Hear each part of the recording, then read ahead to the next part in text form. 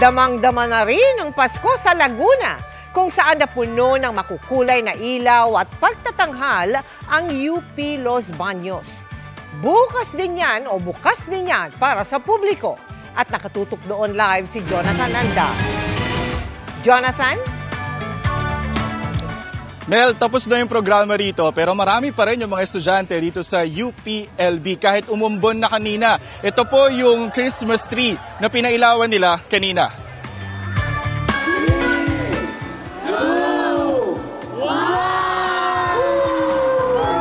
Umpisa na ng Paskong UPLB. Pinailawan na sa Freedom Park ang 50 talampakang Christmas tree na ito na halos 2 dekada na raw ginagamit ng universidad ayon sa mga opisyal dito.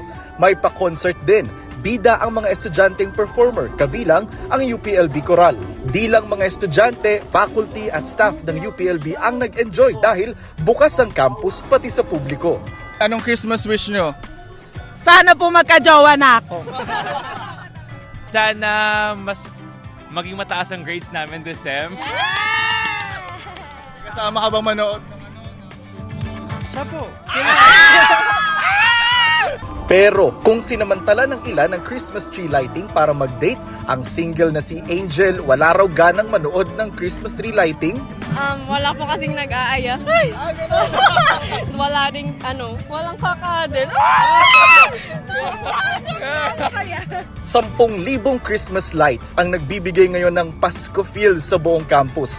Kailangan daw yan ng mga estudyante dahil sa susunod na linggo, Hell Week na raw o yung tawag nila sa Finals Week.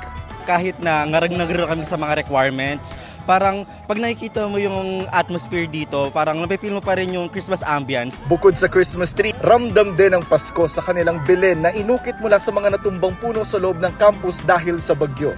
Meron ding bazaar sa campus sa mga gustong kumain at mamili.